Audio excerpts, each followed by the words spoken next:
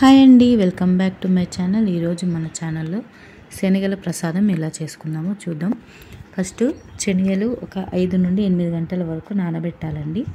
మనకు అలా టైం లేదు అంటే వేడి నీళ్ళల్లో ఒక 3 నుండి 4 గంటలు నానబెట్టవచ్చు. తర్వాత కుక్కర్లో ఒక 4 విజిల్స్ వరకు ఉడికించుకోవాలి. తర్వాత స్టెయినర్లో వడకట్టుకోవాలి.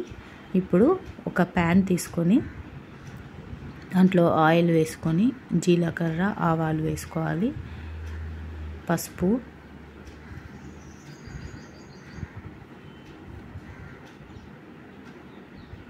రెండు పచ్చిమిర్చి చీలికలు వేసుకొని టాస్ చేసుకోవాలి.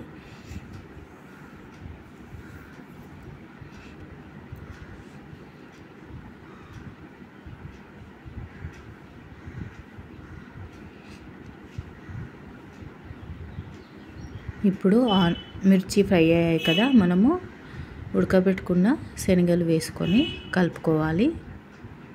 ఈ శనగల ప్రసాదం తొందరగా తయారవుతుందండి. మనం దేవుడికి నైవేద్యం పెట్టవచ్చు, ఎప్పుడైనా టెంపుల్స్కి వెళ్ళినప్పుడు కూడా తీసుకెళ్ళొచ్చు. దీంట్లో టేస్ట్కి సరిపడా ఉప్పు వేసుకోవాలి, కొంచెం కారం,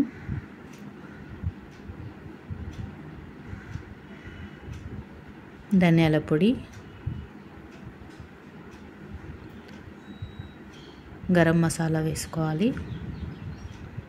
వేసుకొని చక్కగా కలుపుకొని ఒక 2 మినిట్స్ సిమ్లో ఉంచాలి. ఉంచితే మనం వేసిన మసాలా, ఉప్పు, కారం అన్నీ శనగలకు పడతాయి. అయితే మనం ఇంట్లో తినేటప్పుడు దీంట్లో కాస్త పచ్చి ఉల్లిగడ్డ, నిమ్మరసం వేసుకొని తింటే బాగుంటుంది. శనగలు చల్లారాక తినాలి, టేస్ట్ అయితే బాగుంటుందండి. అంతే అండి, శనగల ప్రసాదం రెడీ అయిపోయింది.